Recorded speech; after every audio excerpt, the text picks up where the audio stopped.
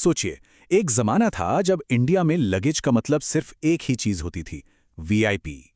क्या स्टेशन, क्या एयरपोर्ट, हर तरफ बस वही सूटकेस दिखते थे। और इस पूरी सल्तनत के शहंशाह थे सुधीर जाटिया, वही इंसान जिसने कंपनी को प्रॉफिट के बिल्कुल टॉप पर पहुंचा दिया। लेकिन कहते हैं ना, कभी-कभी टॉप पर पहुंचना ही आपकी सबसे बड़ी गलती बन जाती है। तो सवाल यही उठता है कि कोई नंबर 1 कंपनी अपने सबसे कामयाब सीईओ को, वो भी तब जब उसने रिकॉर्ड तोड़ प्रॉफिट दिया हो, इनाम में नौकरी से क्यों निकाल देगी? ये कहानी है वफादारी की, धोखे की और एक ऐसे कमबैक की जिसने बिजनेस की पूरी किताब ही बदल डाली। चलिए इस पूरी कहानी को जरा करीब से समझते हैं। मतलब वीआईपी ने सुधीर को बिना किसी वार्निंग के बस बाहर का रास्ता दिखा दिया। 20 साल की लॉयल्टी, सारी मेहनत, सब कुछ एक झटके में खत्म। और इसी धोखे की चिंगारी ने, पता है, एक ऐसी वापसी की कहानी शुरू की जिसके बारे में किसी ने सोचा तक नहीं था। लेकिन इस ड्रामेटिक मोड़ पर आने से पहले ये समझना जरूरी है कि आखिर सुधीर जाटिया वीआईपी के शहंशाह बने कैसे। मतलब कहां से शुरू हुई उनकी कहानी और उन्होंने कंपनी को किस मुकाम तक पहुंचाया था। तो देखिए, कहानी शुरू होती है 1991 में। एक 21 साल का लड़का सुधीर एरिस्टोक्रेट में ट्रेनी बनकर आता है। सीनियर्स उसे बस मालिक का बेटा समझकर साइडलाइन कर देते हैं, लेकिन उसने अपनी मेहनत से सबको गलत साबित कर दिया। फिर आया 2003, जब उन्हें सीधे वीआईपी का डायरेक्टर बना दिया गया, और इस फैसले से पूरी इंडस्ट्री हिल गई। और तो और 2008 के ग्लोबल फाइनेंशियल क्राइसिस के बावजूद 2010 में उन्होंने एक ऐसा करिश्मा कर दिखाया, कंपनी को उसके इतिहास का सबसे बड़ा, जी हां, सबसे बड़ा प्रॉफिट दिलाया। उनकी कामयाबी का सबसे बड़ा राज था एक जीनियस स्ट्रैटेजी। उन्होंने देखा कि वीआईपी और एरिस्टोक्रेट दोनों ब्रांड्स एक ही कस्टमर के लिए आपस में ही लड़ रहे थे, मतलब कंपनी का ही नुकसान हो रहा था। तो उन्होंने पूरा गेम ही पलट दिया। वीआईपी को बना दिया बिजनेस क्लास और हाई एंड कस्टमर्स के लिए एक प्रीमियम सोफिस्टिकेटेड ब्रांड, और एरिस्टोक्रेट को बना दिया स्टूडेंट्स और मिडिल क्लास परिवारों के लिए एक मजबूत बजट फ्रेंडली ऑप्शन। बस इस एक मूव ने कंपनी की तकदीर ही बदल दी। तो सुधीर ने कंपनी को सफलता की नई ऊंचाइयों पर पहुंचा दिया था। सब कुछ परफेक्ट चल रहा था। लेकिन तभी कहानी में वो मोड़ आता है जब आपकी सबसे बड़ी कामयाबी ही आपके लिए सबसे बड़े धोखे की वजह बन जाती है। ये साल था 2010। सुधीर की लीडरशिप में वीआईपी ने पूरे 50 करोड़ रुपए का ऐतिहासिक प्रॉफिट कमाया। जरा सोचिए, जो कंपनी बस 1 साल पहले तक घाटे में थी, वो अब आसमान छू रही थी। हर तरफ बस सुधीर की ही वाहवाही हो रही थी। लेकिन कामयाबी के बिल्कुल इसी पीक पर उन्हें बाहर का रास्ता दिखा दिया गया।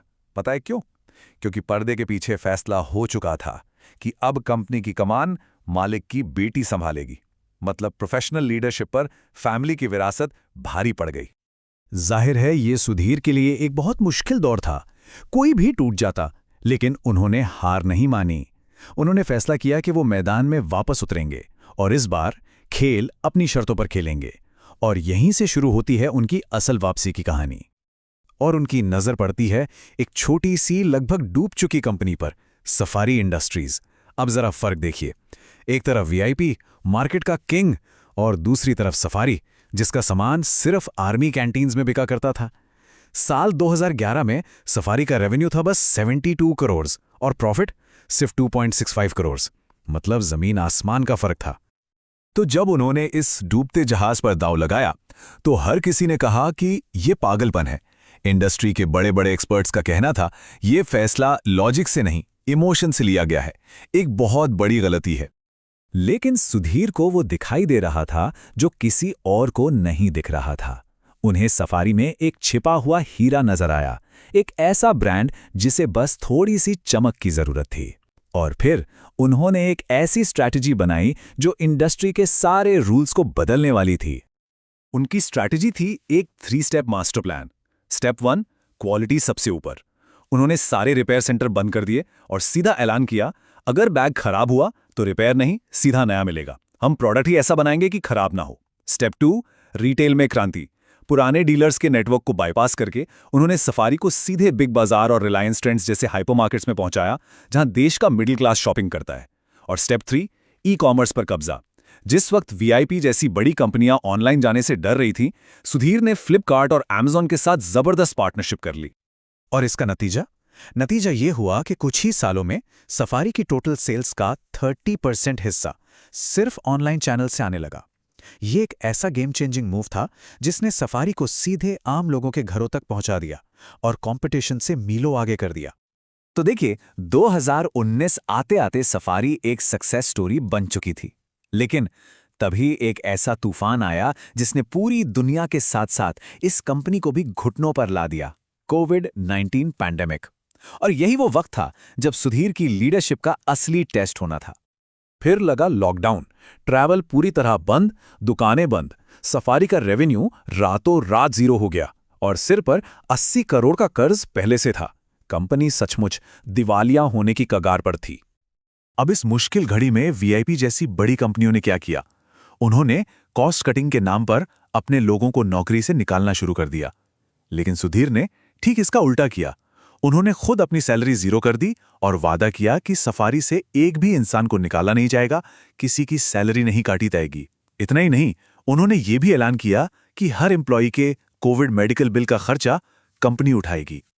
मार्च 2020 में उन्होंने अपने सारे एम्प्लॉइज को एक ईमेल भेजा जिसमें साफ साफ लिखा था, किसी की सैलरी नहीं कटेगी, किसी की नौकरी नहीं जाएगी, हम सब इसमें एक साथ हैं। इस एक कदम ने कर्मचारियों का दिल जीत लिया। अब वो सिर्फ एक कंपनी के लिए नहीं बल्कि एक लीडर के लिए काम कर रहे थे।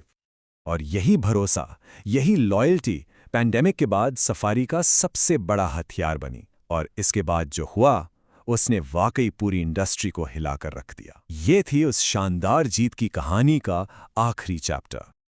जैसे ही मार्केट दोबारा खुला, सफारी ने तो जैसे रॉकेट की स्पीड पकड़ ली। यकीन करना मुश्किल है पर फाइनेंशियल ईयर 2024 तक सफारी का रेवेन्यू 1550 करोड़ रुपए को भी पार कर गया और उसने अपनी पुरानी कंपनी वीआईपी को पीछे छोड़ दिया। सोचिए, सिर्फ 4 साल में डबल से भी ज्यादा की ग्रोथ।